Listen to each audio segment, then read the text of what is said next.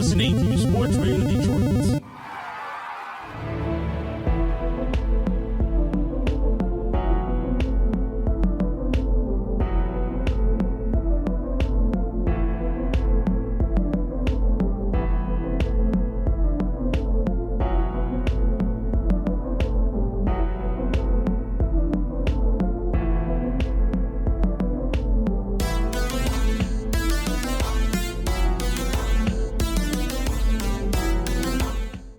Hello and welcome to Grave Discussions.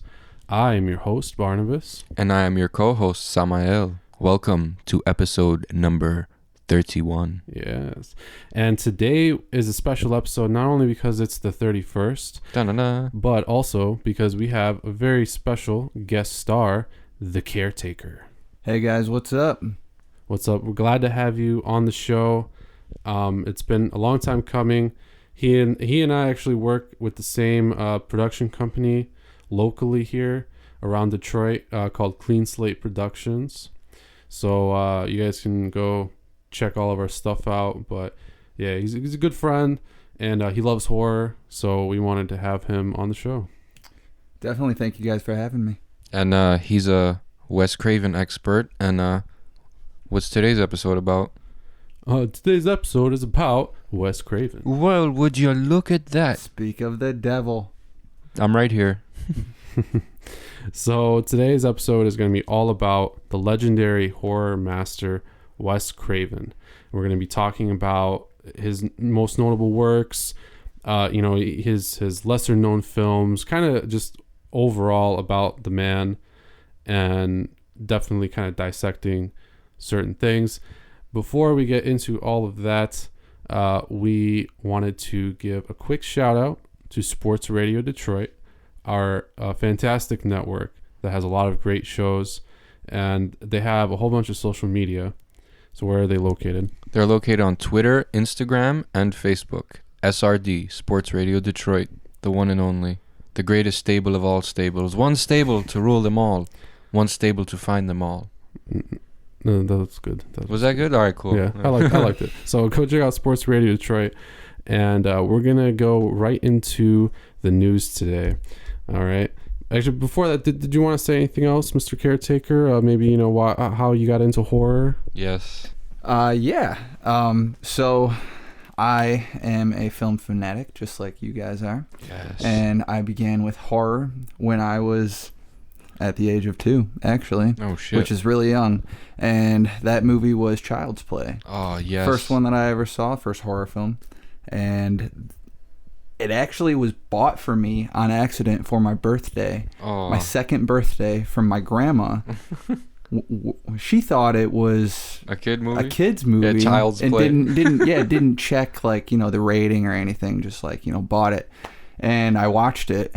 And I loved it. So by a couple years later, I was 4 years old. I remember having the Chucky doll. Oh, and shit. Yeah, unfortunately I ruined it because I was a little kid. I wish I hadn't, but so yeah. And then I've Scream. That was one of the other early ones that I watched in 96 or 97 when it came out, and or shortly after it came out, I should say. And I've loved that franchise. Oh, it's one of the best fucking franchises to ever exist. And anyone who claims it's overrated, you, sir or madam, can go straight to hell, and I will see you there. Yeah, it's a phenomenal franchise, and I agree with you because the first time I ever saw that franchise, I was just immediately hooked. But Same. I kind of saw it a little later in life, so it was kind of a different experience for me, but. Yeah, man, that's super cool. So we're glad to have you on to talk about a master, because I know that you love a lot of his movies and you're passionate about them. So that should be fun. But let's get right into it. Another big franchise that's going to have a new movie out this coming Friday. You already know what it is, Halloween. Oh, yeah. And this bit of news, probably to no surprise, work has already begun on the next Halloween film. So that we already know Myers obviously is going to survive, but will Jamie Lee Curtis reprise her role as Laurie in the sequel? We have yet to find out, and we will find out this Friday. That is a good question, and we don't know. Because We she, won't know. We I mean, won't know. she got grabbed by her neck and lifted into the air. So her only hope now is for like her daughter to like grab that shotgun off the floor and put it to his mouth while he's choking Laurie, and take half his head off, which is probably not going to happen because then they wouldn't be writing the sequel now, would they? Yeah. The sources tell Bloody Disgusting that work has already begun on the next movie, but there is an unknown writer developing it, and that Danny McBride and David Gordon Green probably won't be involved, Oh, but shit. that could change. So we might see kind of a Halloween 1, Halloween 2 thing happen again, but Yeah, I don't know. It's going to keep happening yeah. because Malik Akkad will not let Michael die because Mustafa Akkad, before he passed, he did not want Michael to ever die. So I think all the Akkads, like, they're gonna keep Michael alive. They have to, because that's the golden boy of, that's their golden boy. That's pretty much horror's golden boy, you know. So Yeah, I can agree. Yeah, it's unfortunate that Danny McBride and David Gordon Green probably won't be involved. yeah, Because I have high hopes for this upcoming Halloween. like every trailer and snippet they- I've seen looked great. Mm-hmm. Same. Yeah, I agree. I think it's going to be a great film. It's interesting for sure that they might not be attached, but it's still early, so we don't quite know yet. But again, I'm not that surprised because you know that this upcoming film is just going to like break records most likely. Mm-hmm. Just because, I mean, even with like the new generation of kids and everything, they're still like exposed to it. Everyone so knows they've Michael. most likely seen the original film. So yeah, it's no surprise. Yeah, the anticipation is very high for this one. Oh, dude, I'm dying. Yeah, me too. Yeah. Bro, I'm fucking shaking. I just want to see this shit. Like, we already got like this group date planned out. Like 6 of us are gonna go. Like, I'm fucking pumped, bro. Fucking pumped. Yeah, I'm really excited too. So this Friday is the new Halloween. Go see it if you get the chance, and be on the lookout for the next one. Oh, this is hilarious. Yeah. So this next bit of news. Just how you phrased it on text. Like Yeah, this as is a actually bullet point. Like, this is the it looks title of like- the article, bro. oh, is it for real? It really is. Oh, yeah. that's fucking hilarious. Wow. I know. So okay. So basically, if you know about the little horror franchise Wrong Turn, it looks like they're making another one. I mean, because how else can you phrase it? How many was there so far? 8? Like 5 or 6, I think. No, I'm 6? pretty sure it's 6. I think they got up. I think they're No, at. I don't think they're Have- 8. Do you want me to bust out Google and show you all 8 shit films? No, I'm just kidding. The first 2 were good. Yeah, I'm not sure how many they've made, but I know that they at least went to 6 or 7. The franchise spawned 5 sequels, so 6 Oh, so 6 6. movies. Jeez, man. Like, now it's just shark jumping. Well, I don't know. With how like garbage the last like 3 of them were, I'm pretty sure it was shark jumping. Like I mean, a long time how many ago, but- radioactive cannibal hillbillies are there really? Like, Yeah. like Isn't it always like the same ones? it really is. Well, but there's like 12 different movies about 18 different cannibal families. So like, yeah, that's true. I guess they're more common than we think. The first one honestly was not that bad, but I don't know why they made the rest of them. But they're coming out with a new one, and that's really, I guess, all there is to say about it. It's got a kind of a new like premise. So they're going back to Harper's Ferry, West Virginia. It's about like probably a group of friends or something spending a couple days hiking the Appalachian Trail, and they're confronted by the Foundation, a community of people who have lived in the mountains since before the Civil War. Oh shit. So, I mean, it sounds like some Hills Have Eyes, like to the remake type, stuff. All right, yes, Right. come join we are a good community. We are, and then they just Yeah. eat people. Like, So, I don't know. Mr. Caretaker, do you have an opinion on the Wrong Turn films? Well, I've only seen, I think, the first 2 or 3 of them. The first one I thought was all right, but the Yeah. other ones, not so much. That's why I stopped watching them. I didn't really care for them that much, to be honest. And I haven't heard that good of things about 4, 5, and 6. Fuck so no. I'm not very excited to go out and watch those ones either, unfortunately. So for this follow-up, I'm not really sure about this one. I agree 1,000% because I've seen the first 2 and not the next 48 of them. So I'm probably not gonna see this one. Yeah, I pretty much share you guys' feelings about that. So next up is something else that honestly I'm not sure what to think about. But if any of you have seen that garbage fire that was Abraham Lincoln Vampire Hunter. Hey, I saw that, all right? I saw it at the $2 movie theater, and it was mediocre at worst. I'm not saying that you're a terrible person if you've seen and liked this movie, but you're probably a terrible person. Wow, thanks a lot, Barnabas. Hey, no, I'm just telling how it is, guys, okay? But there's going to be a brand new series developed based in the Abraham Lincoln Vampire Hunter world. And it's supposed to be, so I guess it's kind of like a supernatural type thing where there's just going to be like monsters and all kinds of stuff. But it's following like a detective. So it's going to be another like edgy procedural. I'd like to interject. What's up with this fucking phase in fucking movies where like Hansel and Gretel, except one of them's possessed, or like Abraham Lincoln Vampire Hunter, or the vampire who drank tomato juice? What's up with all these wacky ass fucking dark comedy movies coming? The only like one that mixing history and historic like stories with vampires, or just weird like sci-fi or anything, any sort of it's route. So like obscure. It's so obscure and random. Like when, bro, do you remember when you first fucking saw the trailer for Abraham Lincoln Vampire Hunter, and you're like, what is this fucking load of fucking horse semen that's coming to theaters? Like it's shit, bro. Like just the title, bro. The title. Those 4 words should never be in the fucking same sentence unless is in between them. Like. Yeah, I agree. Remember that Pride and Prejudice and Zombies or something? Oh, yeah. I had to watch that, bro. I had to do like a report on that because I had to try to compare it to the original Pride and Prejudice. Oh. So I had to sit through this like awful fucking garbage movie for like 2 hours, and it was like the worst like thing I've ever seen in my life. I don't know. All this can be described as is fuckery. Like there's. I think they're just getting high and like, yo, what if we made Abraham Lincoln event? Would that be hilarious? Like that's exactly what happened. And he's like, yes, I'll throw $5 million at you. And you know what's funny? Someone looked at the script that said Abraham Lincoln Vampire Hunter and said, yeah, I will give you millions of dollars for this shit. Like, think about that shit. Yeah, it's I don't even know. There is like a sect of people who actually like those like books.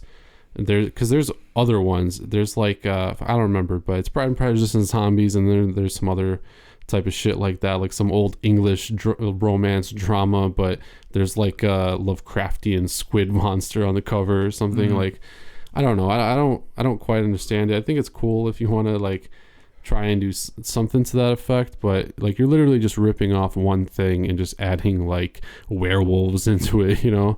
Like, have you guys heard of that movie Helen Keller versus werewolves or whatever? You see, this is the kind of movies I'm talking about, and now it exists. I really, you know why? I hope they have a resurgence because comedy movies aren't so funny anymore.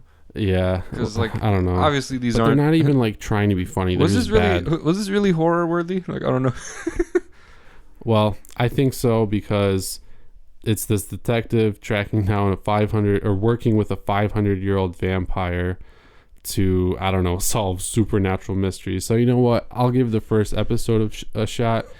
If it's like completely awful, which I imagine it will be, then I'll never watch it again. I want to hear what Caretaker has to say about this. Well, I have seen Abraham Lincoln Vampire Hunter. Same. And it is mediocre at best. Yeah.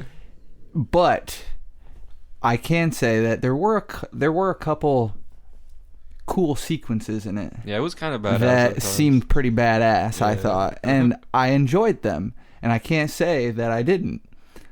So I am not like necessarily looking forward to this. Yeah. But I may be interested in checking it out. Right? I mean, now that I think about it, I don't know. While it is like really obscure, like these type of movies, and they're hilarious, like they are kind of badass. Like I'm not gonna deny that, but to me the premise is what bothers me. You know what I mean? Like, yeah, that's exactly where I'm coming from. It's just like a really goofy premise, and it's like hard to get over that. But then if you're watching it and it's there's cool things going on, then it's But I like Abraham Lincoln Vampire Hunter wasn't that good of a movie. I didn't think like it wasn't that memorable. I just remember a couple badass scenes in it that were like cool, those moments. But other than that, I didn't. I feel you. Yeah. I mean, yeah, I'm pretty much the same way. I have seen it. It's I think it's a trash fire.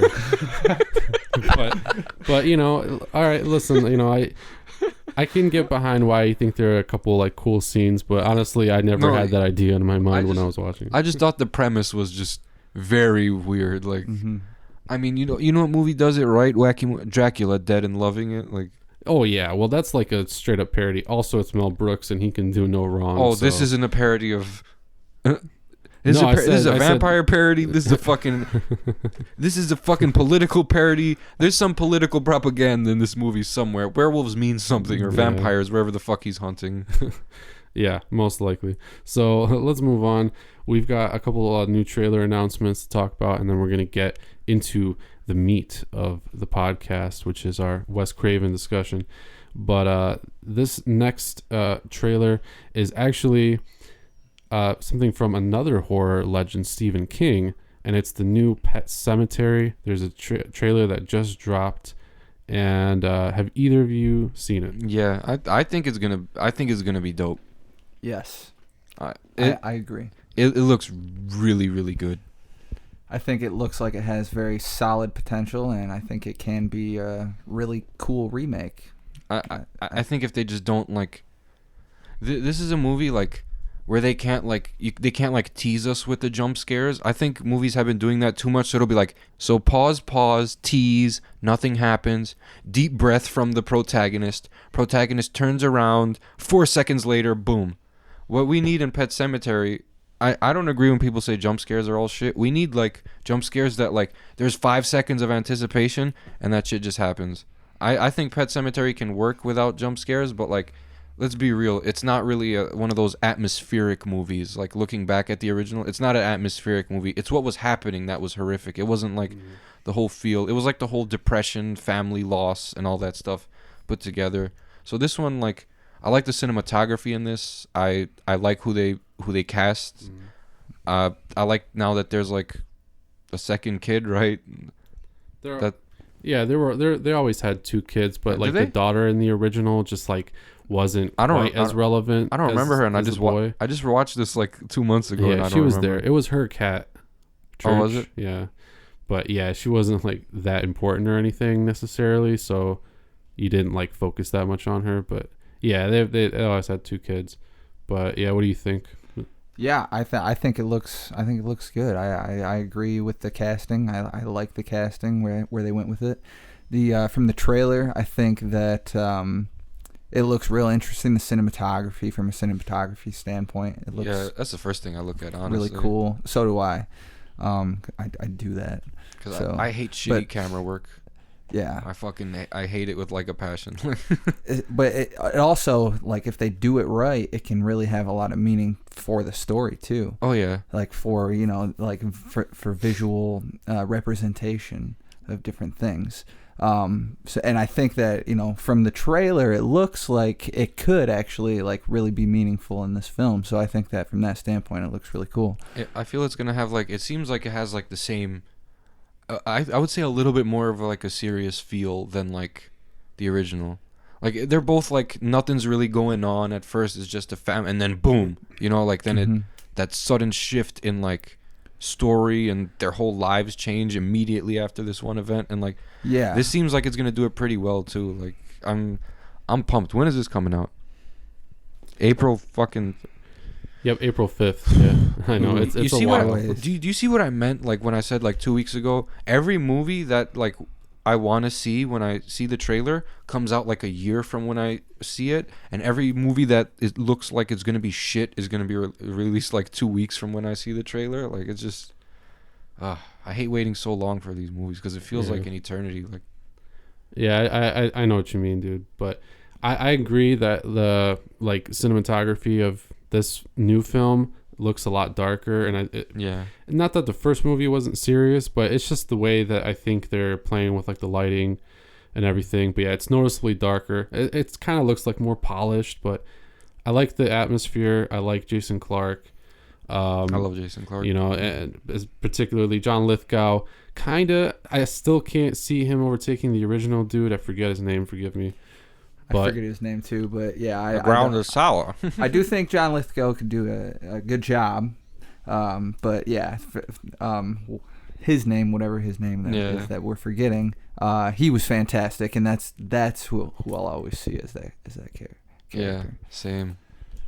They even had him on, I think was it South Park when they were doing the Pet Cemetery like fucking spoof. Don't bury a boy though. Yeah, so I'm pumped for it. The one thing that I saw people talking about mostly was like the kids with the masks. So I don't know how you guys feel about that. Personally, I don't even think it's going to be like that big of a deal like in the movie. It's probably going to be like, it's just like a visual, you know, thing just taking you there to that moment. Explain, like when they explain, you know, like, oh, these kids were burying their animals and they come back to life and, you know, shit like that. Whatever they're going to do. Right. Yeah, I agree with that. I think I'm sure it's going to have something, you know, lesser to do with the actual story than what it is in the preview. But I think that the shot looked cool in the preview. So, I mean, I'm not bitching about it, but I agree with what you guys said about like it being darker though. Yeah, it does look darker than the original. I really like the coloring, like the color grading and everything looks, you know, real. It has a real interesting like color palette to it. Yeah, I really liked it. I'm into, like, you already know me. I'm into like super atmospheric movies with like great cinematography. Like for example, The Woman in Black. That was like a perfect movie for me. So like, if it's all in how you make the audience feel. Like, sure, like, you can make them feel like, you know, like the original, bad with, like, horrific shit happening, like him getting ran over. But, like, the initial tone of the movie wasn't, like, it was, like, kind of sunny. You know, this movie's kind of different. You know, this movie doesn't, it's kind of, like... It's very gloomy. Like, the setting sets the tone for, like, what's going to happen. It kind of hints at it. Like, that's what I really liked about it. Yeah, apparently also that truck was CGI, which I couldn't quite catch it as being CGI, but people, I don't know. Anyway, wait, people bitch about everything in the trailer. Yeah. Oh, for real? I don't know, but possibly. I didn't notice. Why would they use a CGI truck when they could?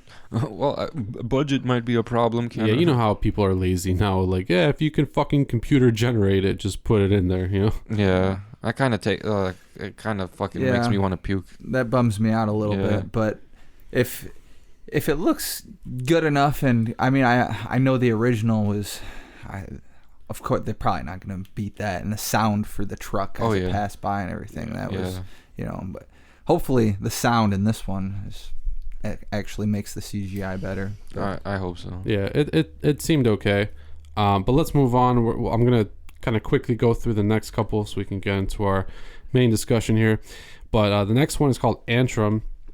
And this is actually, I'm not even sure if it's like a real documentary, although I imagine not, because it's a very, like, I don't know, far-fetched kind of idea. But if you've ever seen the Masters of Horror episode for Cigarette Burns that John Carpenter directed, this is very similar to that, except like this isn't quite like a narrative.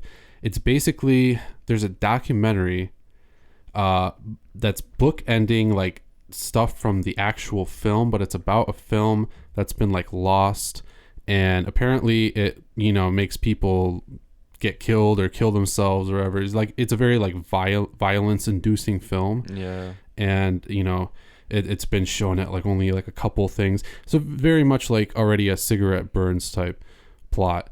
And so it's just kind of like like showing interviews with people talking about it and stuff like that. So this is set to premiere at the Brooklyn Horror Film Festival, and which is actually happening October 14th, I believe, is when this movie is screening. So if you go to that festival, you can check it out. But it sounds pretty cool to me. I'm interested. I'm always interested in like the documentary, mockumentary style, and especially with what the premise is. It sounds really cool. I'm kind of scared because like I can just picture it now. Like it feels like there's gonna be like. Of course, there's going to be, like, you know, some sort of, like, horror elements to it, you know, like people butchering each other. But I feel like this is going to be more of, like, a thriller. Yeah, I think it sounds interesting. Yeah, I agree. It looks cool. If you're at the Book and Horror Film Festival, you could go check it out. The next one up also seems really interesting to me. It's more of a sci-fi horror, but I really like those. It's called Await Further Instructions, and it's available right now in theaters and on VOD. Basically, the movie is about this like family that gets together, and while they're like having dinner,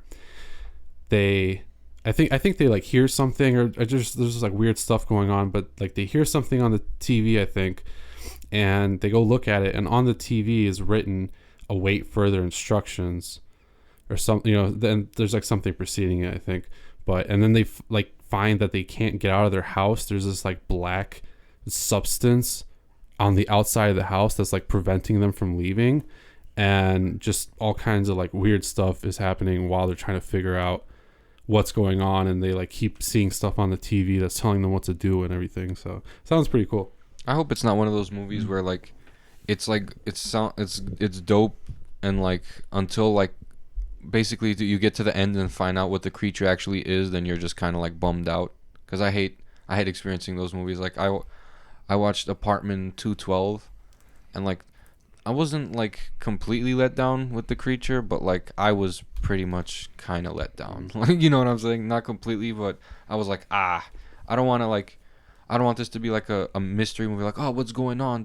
And then like the last 10 minutes of the movie, we see what it really is, and then we're like, fuck this movie.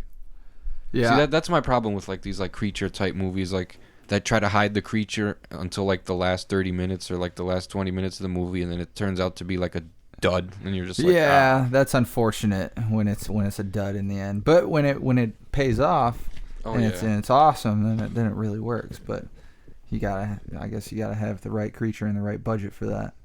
We'll see. For this one, I think this sounds really interesting. So does this take place on Christmas? Is this gonna be like a Christmas type movie? I don't know if it's gonna be so Christmas type in the way of like, like Krampus or something like that, but I mean, yeah, I believe it's supposed to be taking place on Christmas. I like that. Which is kind of cool. I don't know if they're going to incorporate any of those elements, but I mean, it's really for like the family aspect, because that seems like it's going to be a big like theme through this movie.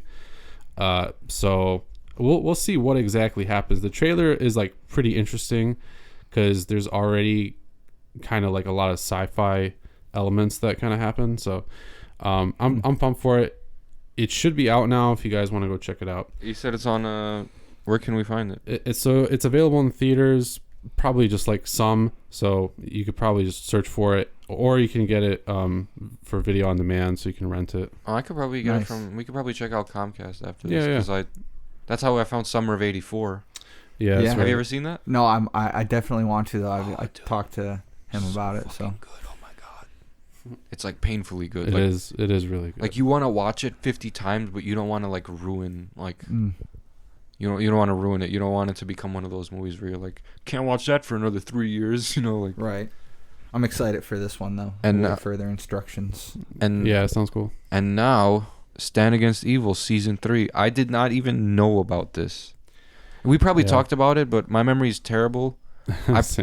Like season 2, I think I just found out was on Hulu, because like I watched season 1 on Hulu, and then season 2 wasn't on Hulu, and then I go back to it like a few months ago, and now season 2 is on Hulu, and I was confused as fuck as to like, yo, when am I getting all of these? Like, yeah, usually like they'll release the like newest season of a show right before like the actual new season is gonna air. Yeah. So like I don't know, it's usually like a few weeks to a few months beforehand or something. So that would have just dropped. But I love the show a lot. I'm not gonna spend a lot of time on it, but I do like the show a lot. It's a horror comedy, but so it's kind of lighthearted, but it's really cool. I mean, it's kind of like goofy comedy, but the creature makeup and everything in it's very cool, and it's always like an interesting kind of plot.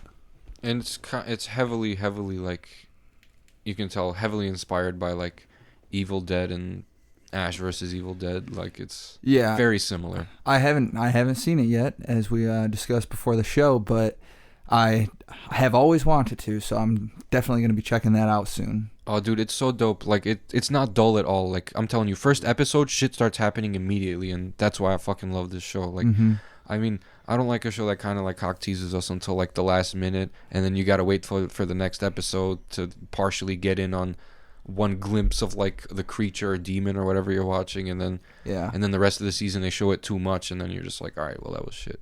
Like this, right off the bat, shit just starts going haywire, and like they're good at making like the story like flow nicely. It's not just like they're throwing like random shit ideas over and over in like the first season just to keep it alive, you know? Like that's what I really liked about it is, and it doesn't take itself too seriously while maintaining like how good it really is. You know what I'm saying? Like, yeah, it doesn't take itself seriously like at all, but it's like super super funny, and it has a lot of substance if you pay attention to like the metaphors like in it. Like it's just really good all around. I think like you should definitely we're gonna check it out today. Fuck it.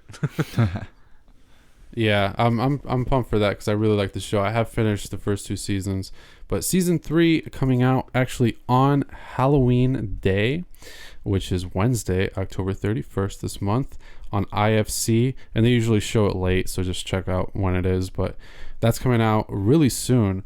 Hopefully you're excited for it. If you haven't, you can go binge them, and it's a super bingeable show. And honestly, there aren't like a ton of episodes, and it's pretty short, so just binge watch it and get ready. I binge watched the first season. It took me 3 nights, but I finished the first season, and I was very sad because Hulu didn't have the second. But now that it's out, and now the third season's coming out, I think I'm gonna finish the second season like right before this third season gets released. That way, like, I don't like being not up to date on like the episodes. Like, I've missed like the past like I think 5 of Castle Rock, and like I have to catch up. Like. Yeah, I actually just started Castle Rock, so I watched the first episode. But speaking of Stand Against Evil, how long are the episodes? I think they're 30 minutes, right? Yeah, like give or take, it's like, you know, a little less than probably like 23 minutes or something. Yeah. Oh, okay, cool. Yeah, you can binge that fast then. Fuck so yeah, I'll be doing that. The hour-long boys are hard though. Like those, it's kind of hard to like maintain my fucking focus. Yeah, I completely understand. But let's move on, guys. To the God. Yes, we're going to be talking about the master, Wes Craven. But right before we get into that, we just wanted to let the other guys on our network, Sports Radio Detroit, give you a few words about their excellent shows. Hi, this is Chris. And this is Roger. And if you like Tigers baseball, Major League Baseball, Minor League Baseball, analytics, pop culture references, movies, sports, food, check us out. Look for Tigers SRD on iTunes, Google Play, or Spotify. Do you love pop culture? Discussions about pop culture? Ranking and rating treasured pieces of that shared culture against each other? I mean, I do think Flea's a good bass player. He does what he does very well. And like I said, he's like a rock star, you know? He's eccentric. What is so funny? I just didn't know he talked so long about Flea. I didn't know anybody had so many feelings. I do. So many I got feelings. Yeah. Music, movies, television, food, sports, pro wrestling. We are the determination of what is over or underrated across all fields of greater cultural consumption. Subscribe and review on Apple Podcasts and Podbean, or visit us at sportsradiodetroit.com. Over Under Fair, your final word in pop cultural relevance. All right, we're back, and we're going to be talking about the icon, the master, the legend himself, Wes Craven. So this guy grew up in Ohio. The one good thing, in my opinion, to come from Ohio.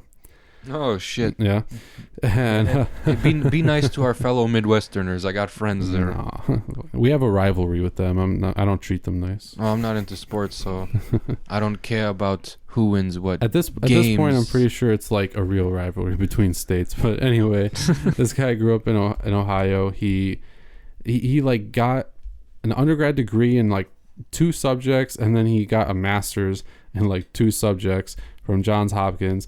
And then he went off to make pornos. Good old Wes Craven making porno.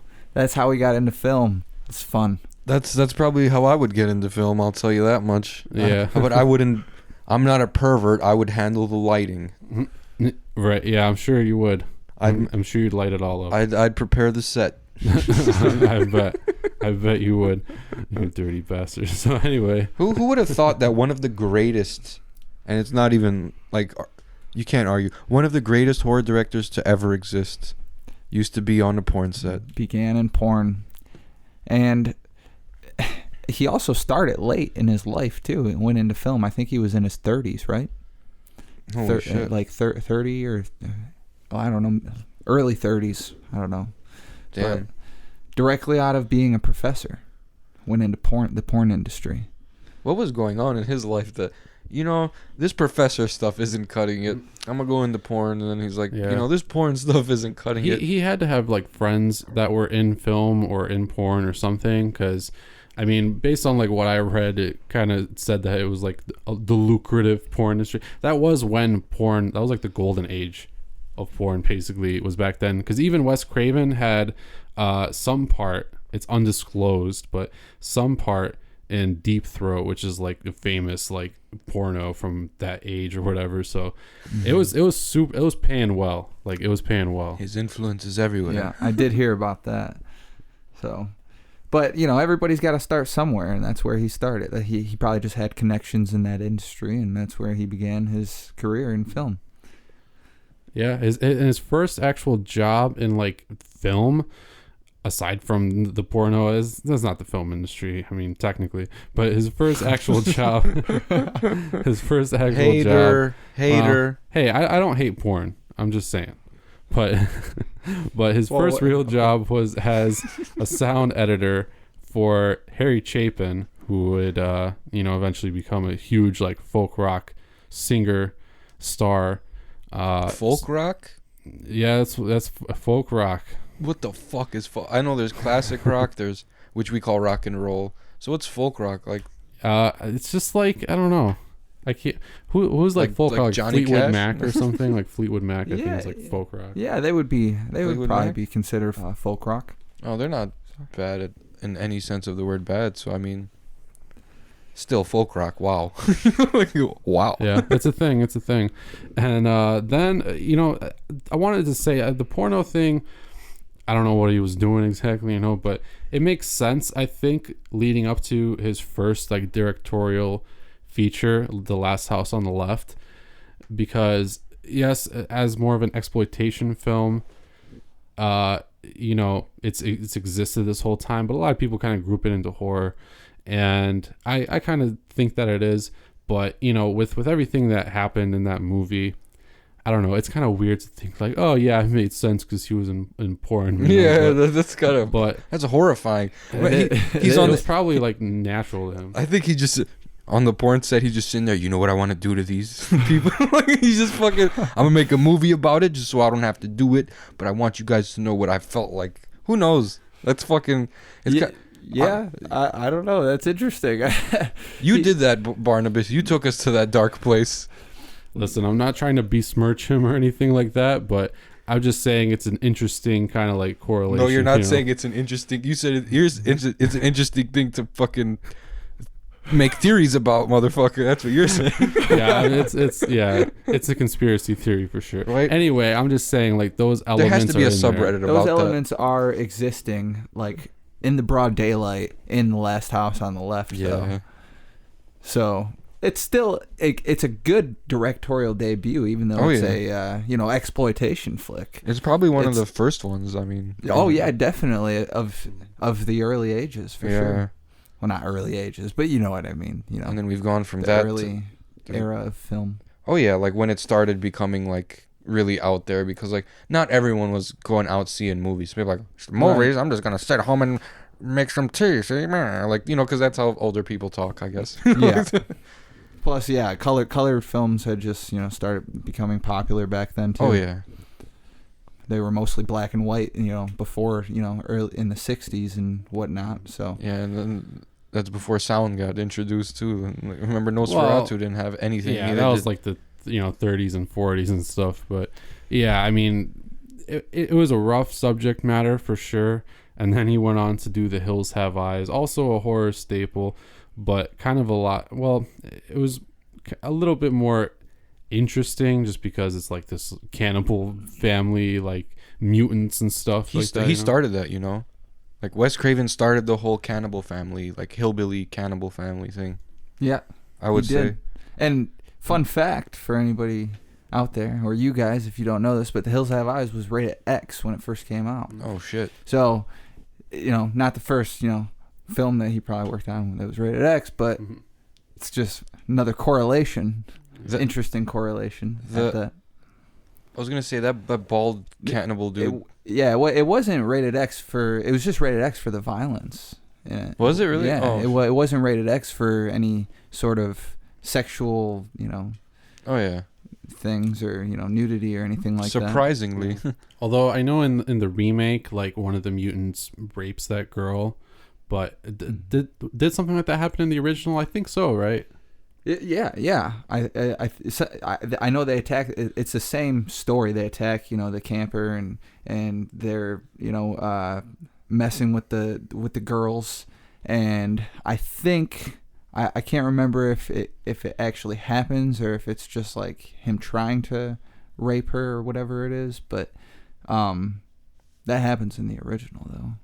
If I'm remembering correctly, I didn't refresh my memory before this episode with The Hills Have Eyes, unfortunately, but it seemed like as his films progressed, like he stopped using like that as like the shock factor, like cause it's like Last House on the Left, rape, Hills Have Eyes, sexual assault attempted or maybe done, and then Swamp Thing. It was like, all right, we gotta chill out. Like, how about just a kooky movie? Well, like, his writing definitely matured for sure, but he's still stuck with horror. He made some other like kind of lesser known stuff like Stranger in Our House, otherwise known as Summer of Fear. He did Deadly Blessing, which is actually kind of like a cult. It's kind of similar to like Children of the Corn, except without like the kids. It's just like this cult movie and that kind of setting. And then he randomly did Swamp Thing, which I haven't actually seen. I was meaning to watch it, but it looked pretty cheesy. But then 1984, and he did A Nightmare on Elm Street. But did you guys watch any of those ones that he did before Nightmare on Elm Street? No, I haven't. I wanted to. I've looked into them, but I haven't seen any of them. I do know what Swamp Thing is and Deadly Blessing, and Swamp Thing does, like you said, look kind of like cheesy, but like cool in a cheesy kind of way. Oh yeah, it was the 80s. I mean, it also has that Wes Craven touch. So how could it not be probably pretty cool? Especially he's doing these films right in between The Hills Have Eyes and A Nightmare on Elm Street. All right. He was pretty consistent in like how he was releasing these movies. Like, sure, there was like maybe like a brief time period, like a few years, where there'd be like a space between films, 2-3 years. But like he was very consistent though. Like he has a lot under his resume. Even like he was still making movies up until like 2010 with My Soul to Take. Like, yeah. And that was more of like a Scream / I Know What You Did Last Summer / Cherry Falls type slasher. But like I think he did a really good job with that one, because like the ending is kind of like, this is one of those movies like you think you figured it out, and at the end like you realize you haven't figured it out, then you're like, aha, I see. Like, Yeah, so let's talk a little bit about one of the greatest horror franchises, but definitely, let's face it, the highlight of Wes Craven's career, at least until 1996, but still the movie that he's best known for, which is A Nightmare on Elm Street. And we don't have to talk about the entire franchise, because this was actually the only one, I believe, that he directed, and then the rest just kind of followed suit like the other great horror franchises, I think this is the most this is the most original idea for a slasher was Freddy. Because Michael Myers, I mean, there was Billy from Black Christmas before Myers, and John Carpenter had a lot of influence from Bob Clark's Billy from Black Christmas. And from, Leatherface was a slasher, obviously, 1974, 4 years before Michael. But Freddy was like no one would have thought to bring a former child killer that can only kill you when he brings you into the dream world, and your fear feeds him. Like, I mean, that hadn't been done at all prior to Nightmare on Elm Street, the original. So Wes Craven's like, he had one of he had the most original slasher, I would say, besides Chucky, because nothing like Chucky had been really done before. There have been killer dolls in Tourist Trap, but those were done with necromancy or whatever the fuck that witchcraft that guy was doing. Mm. So I think Michael Myers too. He was kind of he was in the he was in the 70s. Yeah, but we still had Billy from Black Christmas before. Oh, and, yeah. John for sure. Carpenter was Yeah. highly inspired Mhm. by Bob Clark, and Big time. we had Leatherface. So like, Yeah. Leatherface was like the silent, I would say silent killer, but he made like noises. So like, and after Myers was Jason, and then all those Mhm. 80s like Myers and Jason knockoff movies. Like, you know, I don't want to say Madman because it's good, but like Madman's like a Jason knockoff, slow lumbering, big killer killing off teenagers. Like, that became the thing, but Freddy was like the one that was like different from all of them. He wasn't just like some crazy dude or like some, you know, someone coming back like for some like revenge in like the real world. He was like a Right. dream demon. Freddy's circumstances were a little bit different. They were more clever and in a more scary way because, you know, everybody sleeps. Hell yeah. You know, everybody sleeps, so everybody can relate. Everybody's had a nightmare in their life. Everybody can relate to that. Hell yeah. So the point, you know, the scariest driving point of that movie is that, you know, you could get attacked and you can die in your sleep. Exactly. It's like it gives you the same Freddy. I know we all like were born around the same time. In our era, the three things we were scared of as kids was Bloody Mary, Candyman saying their names in the mirror, or Freddy Krueger getting us in our dreams. Like those were like those are like the big things Right. for me. Like I remember my mom telling me she had nightmares about Freddy when she was like younger, and I was like, oh man, Yeah. you see like the power that this movie has. Like, Yeah, for real. My stepdad and my mom, you know, they told me that they had nightmares about him when they were little because, you know, that movie came out when they were kids. Yeah. So that's you know, and everybody's even kids sleep. Yeah. So like these are things that kids would think about, but not only kids, even adults. And kids dream heavy too, so like if Yeah. they dream about Freddy, they dream about Freddy like intensely. Like that's what I hated about being a kid, these intense ass nightmares. If you see a horror movie like Nightmare on Elm Street, and for like 2 weeks you're just avoiding Freddy in your dreams, waking up with like fucking cold sweats and shit in the middle of the night, hoping that is this shit real, bro? Like, Yeah, that was why I really like the first movie. I think honestly might be in like my top 10 horror movies. Oh, yeah, definitely. It was my first introduction to Wes Craven. It was the first film of his I watched, and I watched it when I was pretty young too. So I think I did have some nightmares about Freddy at one point because in the first movie he was like legitimately scary because they didn't have him like quite so exposed all the time and like intentionally like corny funny. Like he did have some you know kind of funny lines, but he was more menacing in the first film. He was like cloaked in shadows more often, and just the way that they like framed him and shot him was much more like enticing and terrifying than the way that they, you know, made him in every other movie. But Wes Craven wanted him to be like legitimately terrifying, and I think in the first movie he was, and it was helped a lot by all of the great like practical effects that they had in the first one too.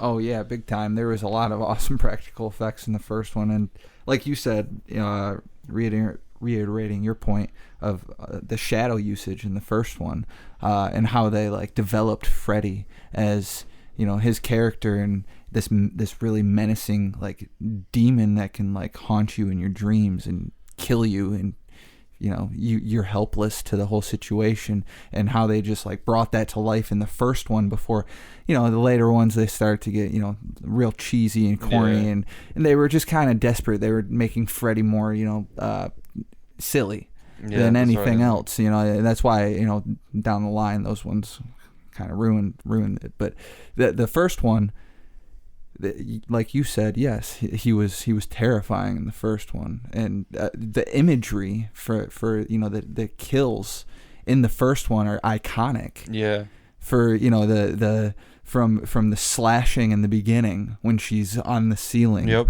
And you know that whole scene, and the, you know, the guys freaking out, or when Glenn, Johnny Depp's character, is being eaten by his bed, and Yes. and the blood just shoots out of his bed. Like, the imagery is just it's amazing in that film, and that's really like that's what the driving force of Freddy is. Like, that's what Freddy can do, and that's what makes that film so scary.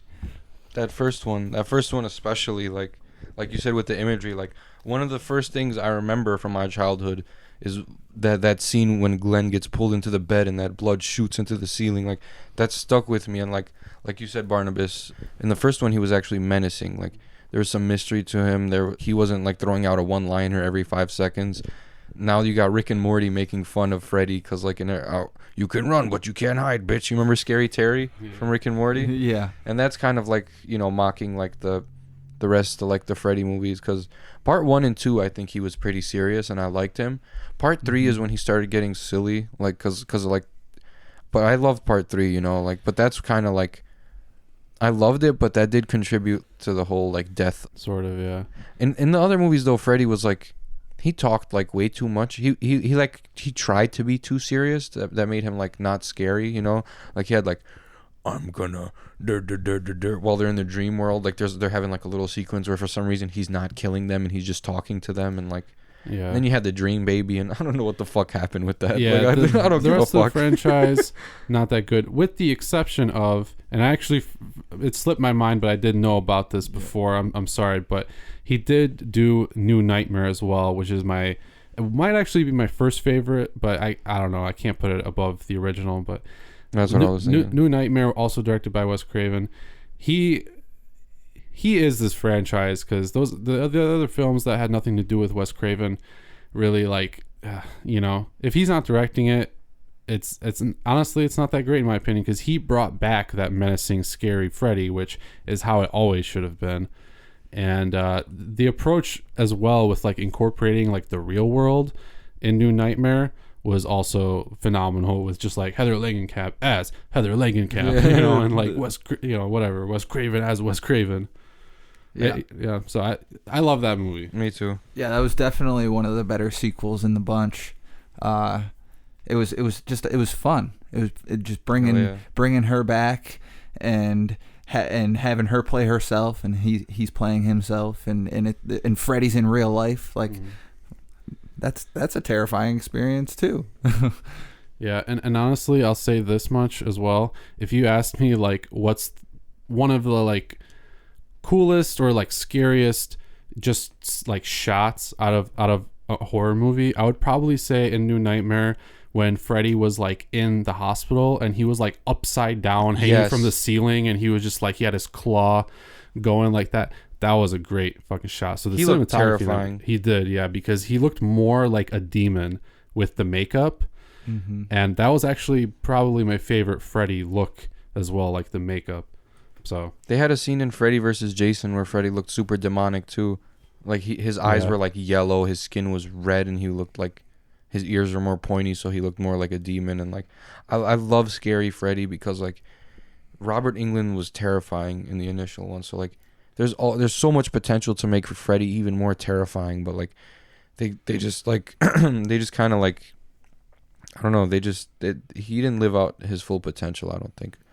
No, Especially because of like even Freddy vs. Jason, he was kind of more funny. Like, that was like a horror comedy, So like, yeah, they tried to make him too funny in a lot of the films. I think it's because they wanted to like portray him in a different light. Like, hey, he's not this like big hulking, menacing like monster guy. He's like more relatable because he's funny. So you guys should watch our movies. Stuff like that. But yeah, when Wes Craven does it, he does it right, in my opinion. And such a great horror franchise, regardless of what you think about the other films. It's iconic, but the first film and New Nightmare for me like stand out. But between those times that he did those two movies, he also had a number of other great hits. He did Serpent in the Rainbow, which I really like, actually. He did Shocker, The People Under the Stairs, and then he did New Nightmare. Then he did Vampire in Brooklyn, which is a guilty pleasure of mine with Eddie Murphy. That's a great fucking movie, bro. Yeah, I was going to watch it before today, but I didn't have time, unfortunately. So it's sitting in my queue, and I'll be watching it hopefully within the next couple days. Oh, dude, so, you're not gonna be disappointed. Eddie Murphy's fucking great. Yeah, but I'm looking forward to it. I think now it's time to talk about the more modern success of Wes Craven. Yeah, so 1996 rolls around, and Wes Craven drops what will eventually be pretty much the remainder of his career. You know, he released a couple other cool things. My Soul to Take. I don't really want to talk about My Soul to Take too much. It was very similar to Scream, like you said before, but Scream really jump-started an entirely new like brand of slasher. Yeah. And we did an episode on this, but Mr. Caretaker, I know that you're a huge fan of Scream, so I definitely wanted to let you kind of talk about it and like share your thoughts on the franchise. Yeah, I love Scream, and I think I mentioned earlier that I saw it when I was a kid, when it first, shortly after it first came out. So I was only 6 or 7 years old, and I loved it. I just watched it over and over and over again. I owned it on VHS, and I didn't get to go see the second one in theaters, but I did buy it as soon as it came out, and I watched that over and over and over again too. And I saw the third one in theaters in 2000 when I was 10. And I also saw the fourth one in theaters, but I'm a lot older now, and I was a few years ago. But anyways, going back to the first couple Screams, the first one I've probably seen that 150 times, 200 times, probably more than that. I got it, probably maybe 500 times. I don't even know. Oh yeah. I watched that movie religiously, 5 times, 6 times a year, so at least. But it's an amazing film. Like you said, it jump-started a whole new brand of films of slasher films, a whole new high school age. Samael, you were talking about it earlier. Oh yeah. The urban legends and I Know What You Did Last Summer, and all these like hips, like very hip new age slasher films that it generated. But Scream itself, it's a great slasher film. It has all the necessities that you have to have for a great slasher. Has the great iconic characters. The iconic, what's your favorite scary movie? Yeah. The iconic line, what's your favorite scary movie? From the little Easter eggs, even Wes Craven is in the film himself in the Freddy Krueger sweater. Yeah, the janitor, right? Yeah, the janitor. That was fucking hilarious. That's great. And his name's Fred. Yeah. It's fantastic. It was perfect. I like this. I like it because it's a meta movie too. So it's like fully conscious of itself. This isn't a movie, Sid. Right. It has so many throwbacks to horror movies and in the genre, and just it's so loving to the genre itself. It's just those movies are just so much fun. The characters really they're just a lot of fun to watch. You have we'll go through the characters. We got Dewey, we got Sidney, obviously Sidney Prescott. We got Gale Weathers.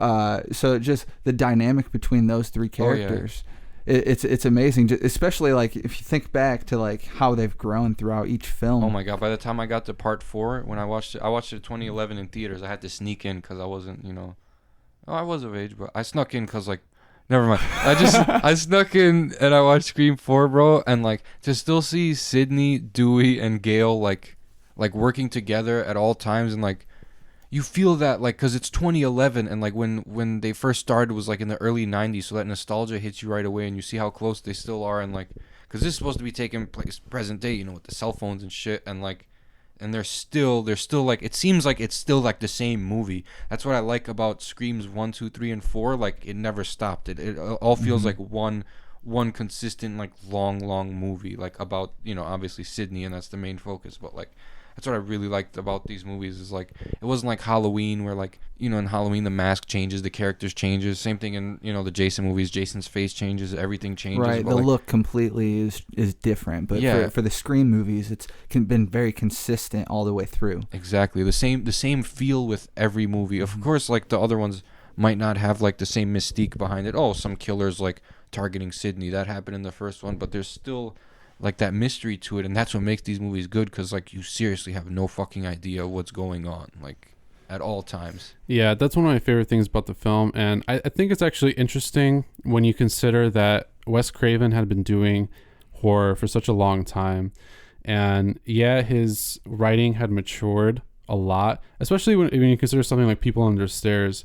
I feel like that's pretty mature writing in comparison to like what he was doing in like the 70s.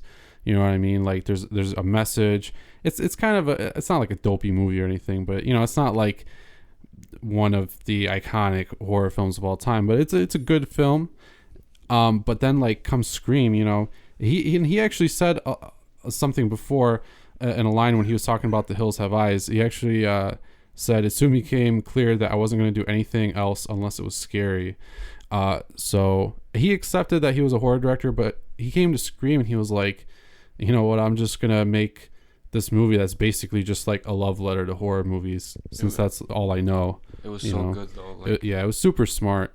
It was one of the most intelligent like horror movies, besides like Behind the Mask, The Rise of Leslie Vernon, because that was like super meta and like Yeah, clever. Yeah, but this one was like, this influenced so much. Like I don't think people have any idea how many knockoffs this thing inspired to. Like, yeah, I do gotta say, shout out to Kevin Williamson, who wrote the first, second, and the fourth. He didn't write the third, but he did. He was right there with Wes Craven, and the scripts for these movies are fantastic. The dialogue is fantastic. Some of the most witty dialogue in horror films that you've seen to date, probably. At least for me. Yeah, I loved Randy. He was like my favorite up until he got fucking ruined in the second one. Yeah, but he was in the third one. He for a moment. He was like, he seemed like he was like the conscience of the movie. Like it seemed like to me like he was like what this movie was trying to like get across was him. Like what he was saying like was what the movie was trying to tell you. Like, and it used it rather explicitly, because he's like, in horror movies and like and then all that shit started happening, like when people would do the wrong thing, and he was right, so Randy is like the conscience of Scream. That's why I was so like mad when Billy Loomis's mom stabbed him up. I was like, really, man? Out of all the people, you couldn't like take like fucking, who could he have taken? Sid's boyfriend, like, because he wasn't even in the movie after that. Like, he's like, fuck him, he's gone now. Yeah, he was in it a little bit. He was, he got stolen by the frat people, or the sorority girls. Yeah, he got shot in the chest. The party, and then he got shot in the chest in the end sequence. That was. Oh, by the way, what is your favorite end sequence in the franchise? I have, I've been thinking about this, and it's tough for me, but I gotta say the first one. The first one is it's iconic, like a word that I'm using a lot today, but yeah, it's amazing that end sequence between Billy and Stu, and just the whole house party, just from that point forward, from when the house party starts all the way up through the ending, is just, it's some of my favorite minutes from any film ever. Me too. And like the build up until that party was good. So they have scenes where people were like, basically Sydney, she was like getting attacked. She'd be at the school bathroom attacked, and they weren't really even trying to kill her up until the end. And that's where we get to that, what'd you say, like not the climax of this film, but that's like where it starts to like this is the setting for the rest of the movie. As soon as it pops up, you're like, all right, it's gonna end here. And then then that iconic scene where Billy Loomis is just laying on the floor. They always come back for one last scare, and then she just shot him in the fucking head. Like that's the best ending ever.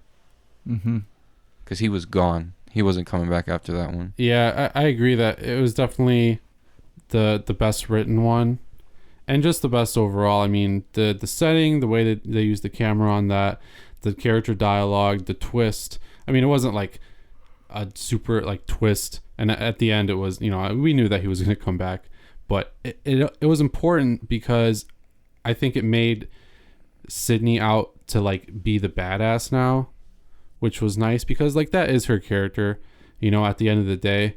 And it was kind of a cool like antithesis to like his other films, because even Nancy Thompson in Nightmare on Elm Street, she fought Freddy, but I mean, in like New Nightmare and stuff like that, like, and even in part 3, she was like trying to like coddle these people and like she was trying to help them, but it's not like she was like Laurie now, like, hey Freddy, like, you son of a bitch, like, I'm ready for you, I can slip into dreams now too, or right? Something like that. Like in the third one, she was dead.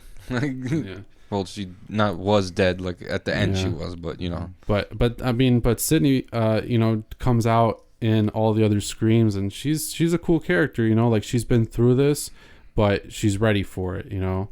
And then it starts happening to all these other people. Like you said, she's made out to be a badass, and she is. She kicks ass. She defends herself. She knows how to defend herself. She's been through this before, and she knows what to do, and she becomes prepared after the first one, and kind of like the new Halloween, but we don't have to discuss that right now.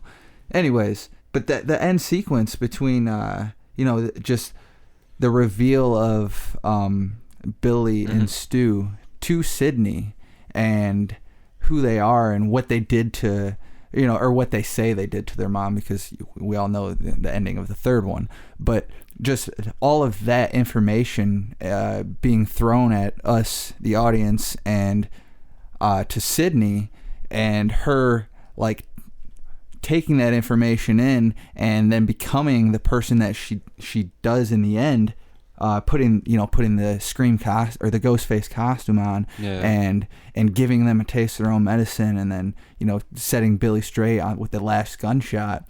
She she is reborn in a kind of way for the rest of the movies, the rest of the franchise. Like she's ready for more sequels. Like the first one just prepared her for what was to come. Like because she just gets endless shit. And like Randy says, like you said, he was one of the greatest characters, but they always come back. Yeah, they always fucking do. So hopefully we'll get a Scream sequel soon.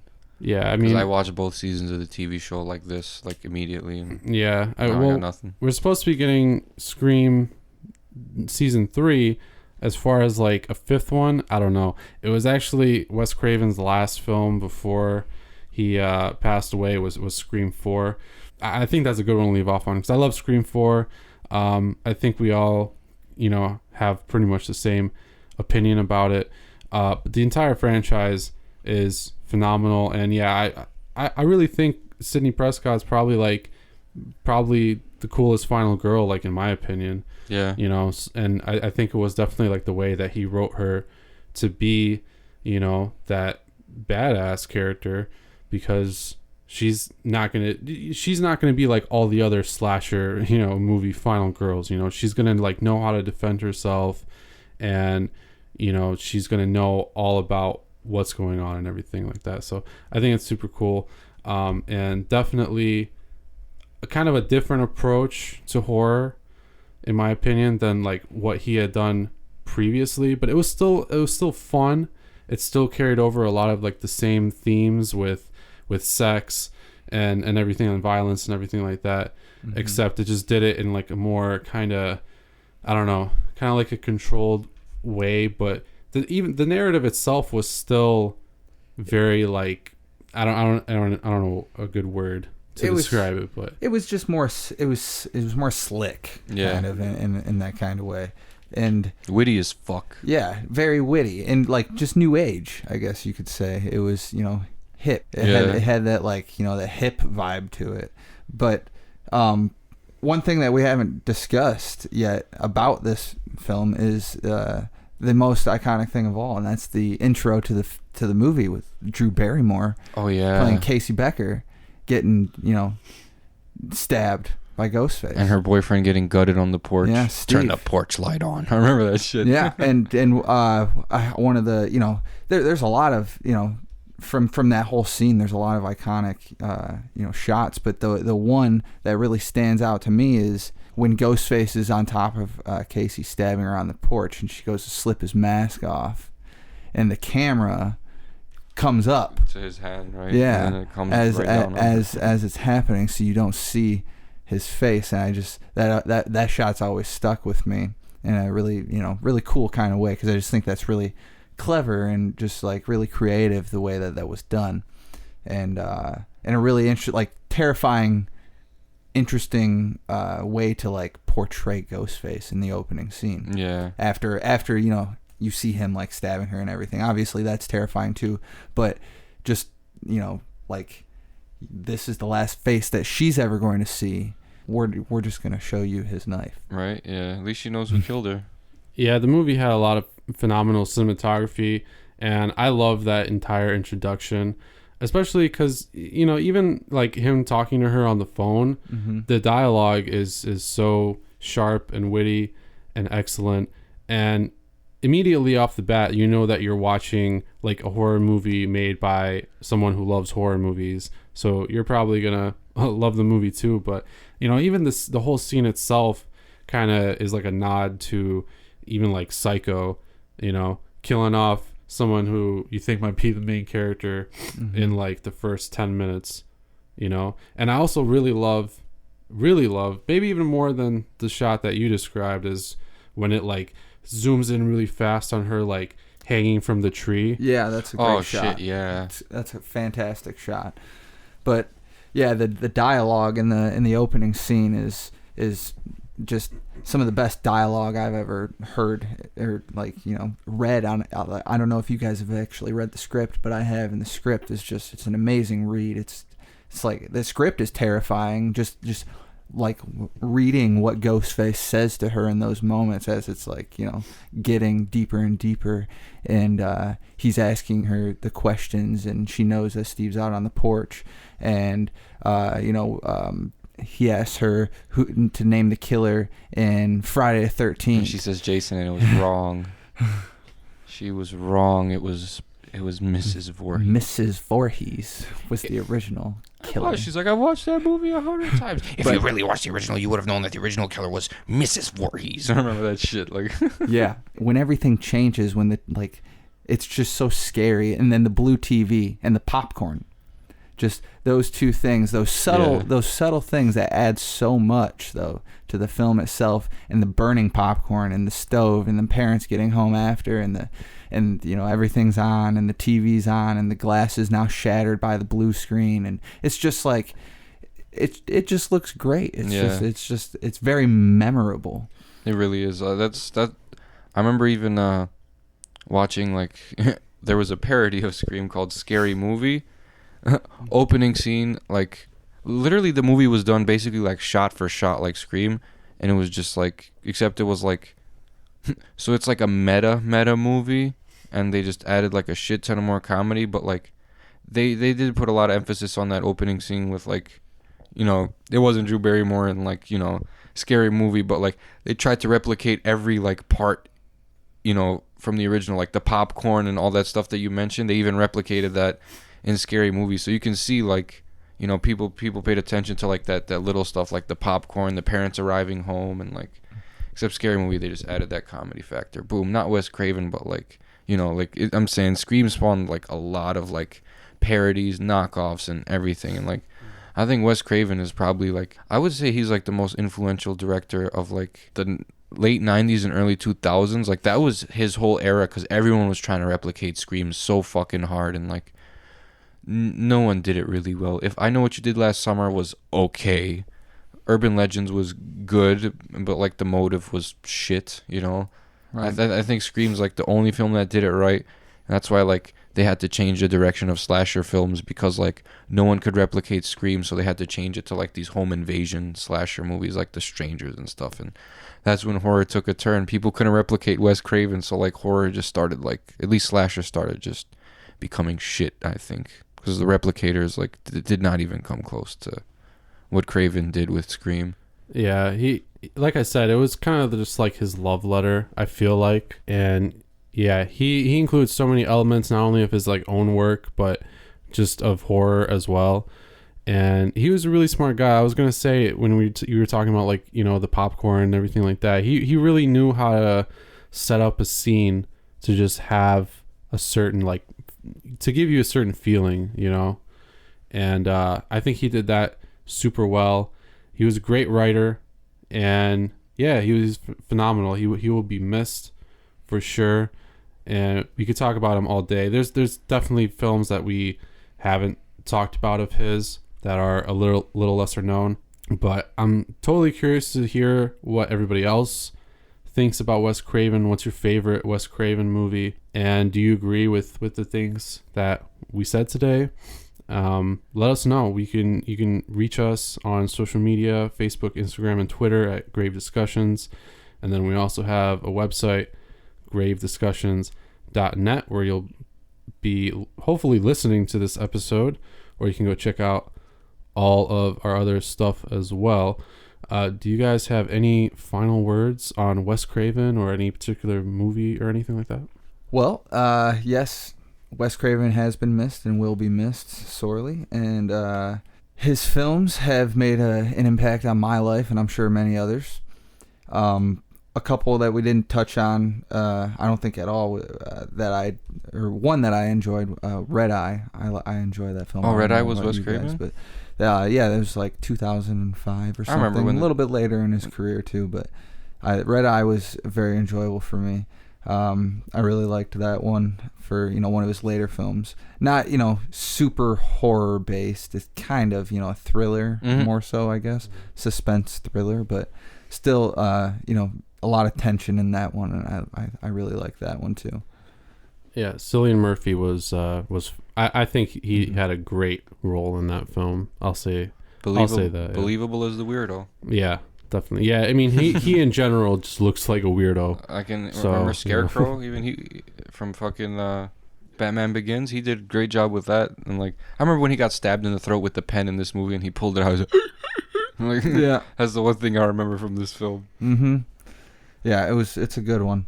And then I've seen Cursed. That's another one, but I don't think I was a big fan of that one. I think it was all right, but I don't think I was like huge on it. Cursed. What was it about? I think Christina Ricci's in it, right? Yeah. Okay, I think I know which one you're talking about. Yeah, it's a werewolf one. Yeah, werewolves. But yeah, it was all right from what I remember. I haven't seen it since it came out though, so I can't really speak too much about that one. But overall, yeah, Wes Craven definitely made a big impact on, you know, my film life. Yeah, same for me, honestly. Like I said, Nightmare on Elm Street was like one of the first horror movies I really ever watched. So that kind of has a special place in my heart. And I love Scream. I love The Hills Have Eyes. Really, I love all of his movies. You know, like the two franchises that he's best known for are like two of my favorites.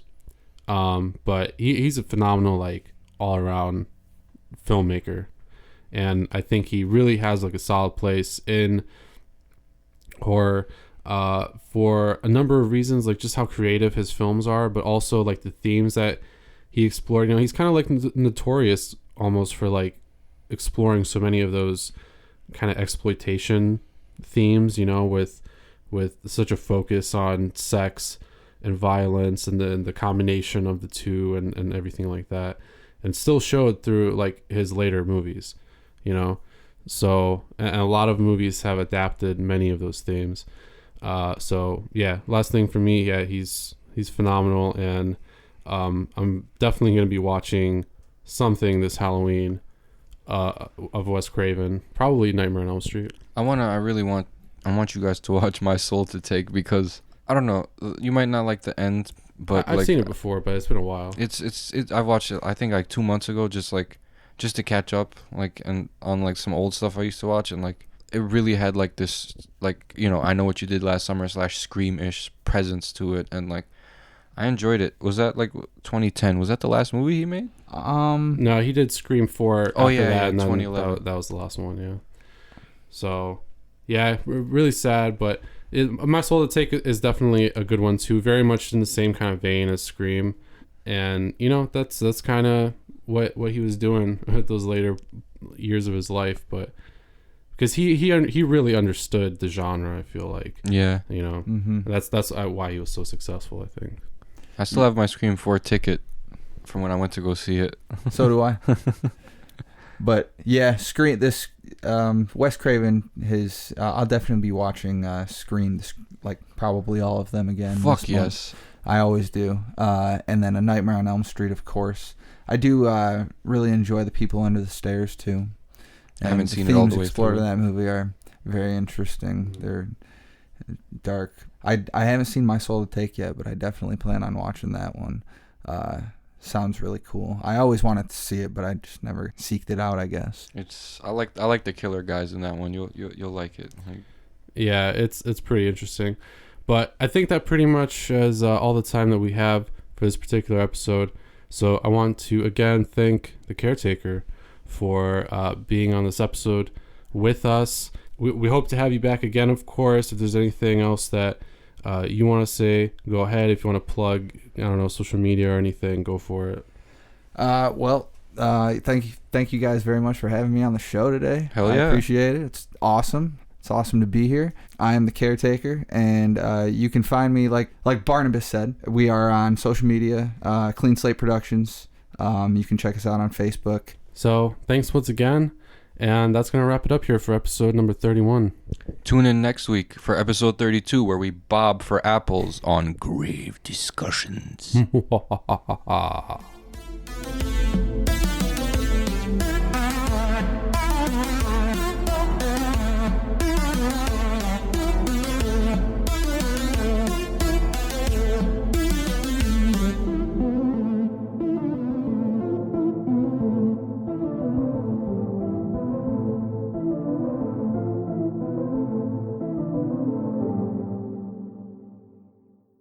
This has been an SRD production.